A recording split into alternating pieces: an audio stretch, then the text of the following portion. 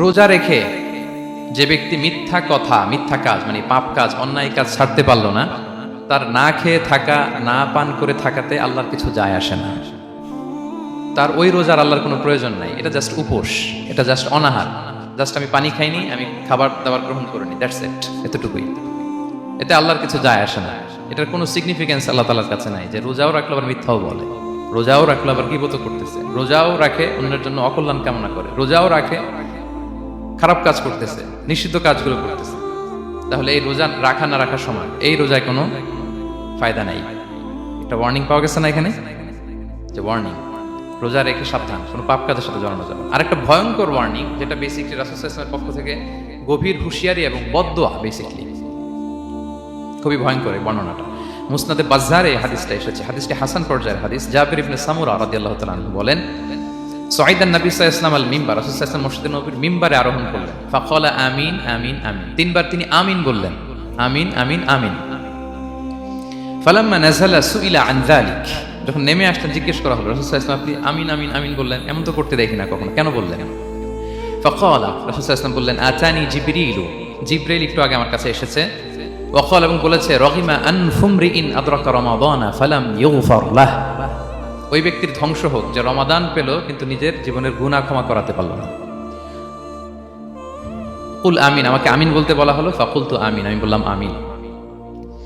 রহিমা আনফুমরিইন যুকিরতা ইনদাহু ফালাম ইউসাল্লি আলাইহি, যার সামনে হে নবী আপনার নাম উচ্চারণ করা হলো কিন্তু সে আপনার উপর দুরূদ পড়ল না, তার ধ্বংস, আমি বললাম আমিন।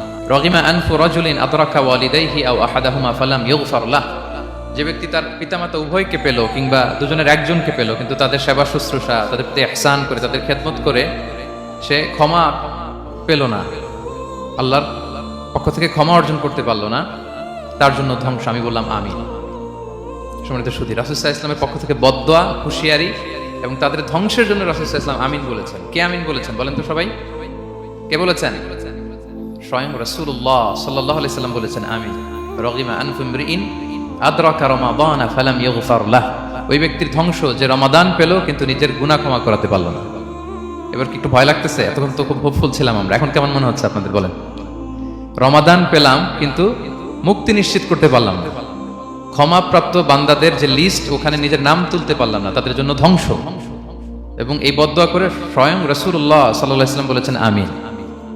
তো এই দোয়া তো সুনিশ্চিতভাবে আল্লাহ তাআলার কাছে কবুল। এই ব্যাপারটা কিন্তু খুবই ভয়ঙ্কর। It's a reminder for me and for all of you. আমরা যেন আমাদের প্রত্যেক কাজের মধ্য দিয়ে রমাদানে এটা ভাবি যে আমি ক্ষমাপ্রাপ্ত বান্দাদের অন্তর্ভুক্ত হতে পারলাম কিনা, এই রমাদানে ইবাদতের মধ্য দিয়ে আমি আল্লাহর ক্ষমা, মুক্তি, জাহান্নাম থেকে মুক্তি নিশ্চিত করতে পারলাম কিনা, এটা কিন্তু আমাদেরকে বারবার খেয়াল রাখতে হবে।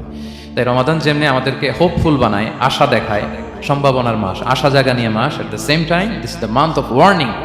এটা কিন্তু সতর্কতার মাস, সতর্কতা বাণী প্রদান করেছেন বিষ্ণু ইসলাম। রমাদান পেয়ে যারা ক্ষমা পেল না তাদের জন্য ধ্বংস। আল্লাহ তাআলা যেন আমাদেরকে ওই কাতারে না ফেলে। আল্লাহুম্মা জাআলনা মিন উতাকাইকা মিনান নার ফি শাহরি রমাদান, আল্লাহুম্মা আমিন। যারা ক্ষমাপ্রাপ্ত বান্দা হবে আমরা যেন তাদের অন্তর্ভুক্ত হতে পারি, আল্লাহ তুমি কবুল করো। আমরা সবাই পড়ি আমিন। পাশাপাশি সম্মানিত সুধী, আমাদের মুহতারাম ইউসুফ স্যার খুব সুন্দর করে, খুব সংক্ষেপে তাকওয়ার ব্যাপারে বলছিলেন।